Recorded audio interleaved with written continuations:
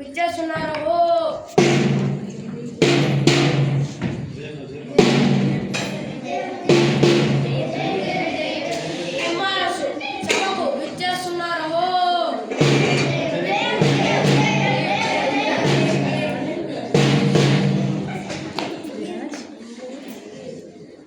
అప్పాజీ మంత్రి గారు సభకు విచ్చేస్తున్నారో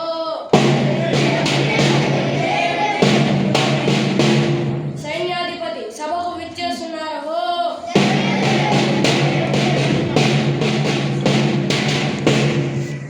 సభ ప్రారంభమవుతుంది.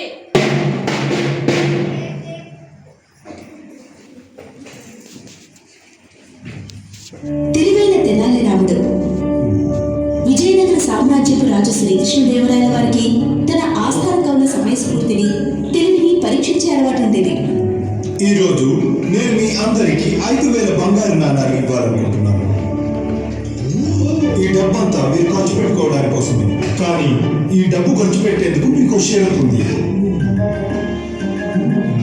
ఈ డబ్బు ఖర్చు పెట్టే ముందు నా మొహం వైపు చూడాల్సి ఉంటుంది. ఒకవేళ నా మొహం చూడకుండా మీరు డబ్బు తీసుకొని ఖర్చు పెడితే మీకు శిక్ష తప్పదు. రాయల వారి ఆస్థానంలో వారందరూ రాజుగారిచ్చిన డబ్బుతో ఆనందంగా తమ తమ ఇళ్ళకి చేరుకున్నారు.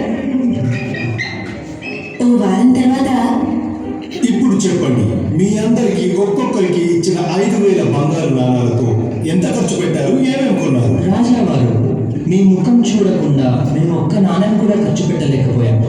అందుకే మీరు మాకు ఇచ్చిన బంగారు నాణాలన్నీ వెనక్కి తీసుకొచ్చేసాం. తెనాలి రామ, మరి నువ్వేం కొన్నావు? రాజావారు, ఎన్నెన్నో కొత్త బట్టలు, నేను వేసుకున్న అత్యంత విలువైన హారం, ఇవన్నీ మీరు నాకు ఇచ్చిన బంగారు నాణాలతోనే కొన్నాను. అంటే నువ్వు నా ఆజ్ఞ పాటించలేదన్నమాట. ఈ వస్తువులన్నీ కొనేటప్పుడు నువ్వు నా మొహం వైపు చూడలేదన్నమాట. రాజావారు, మీ శాసనాన్ని నేను పాటించకుండా ఉండే సాహసం చేయగలనా? ఆ బంగారు నాణాలు ఖర్చు పెట్టే ప్రతిసారి నేను మీ ముఖం చూసేవాడిని. అదేలా, నేను ఇక్కడ ఈ దర్బార్లోనే కదా ఉండేది. నువ్వు డబ్బు ఖర్చు పెట్టే ముందు నా దగ్గరికి ఎప్పుడూ రాలేదు. రాజావారు, నేను ఖర్చు పెట్టిన ప్రతి బంగారు నాణం మీద మీ ముఖం చూశాను. అన్ని బంగారు నాణాలపై మీ ముఖం యొక్క ముద్ర ఉంది. తెనాలి రాముడి తెలివితేటలకి రాయలవారు గర్వపడ్డారు. అందుకే తెనాలి రాముడికి మరో 5,000 బంగారు నాణాలని బహుమతిగా ఇచ్చారు. నీ సమాధానంతో నన్నెంతో సంతోషపరిచావు తెనాలి రామ. ఈ బహుమతి నీ తెలివితేటలకి.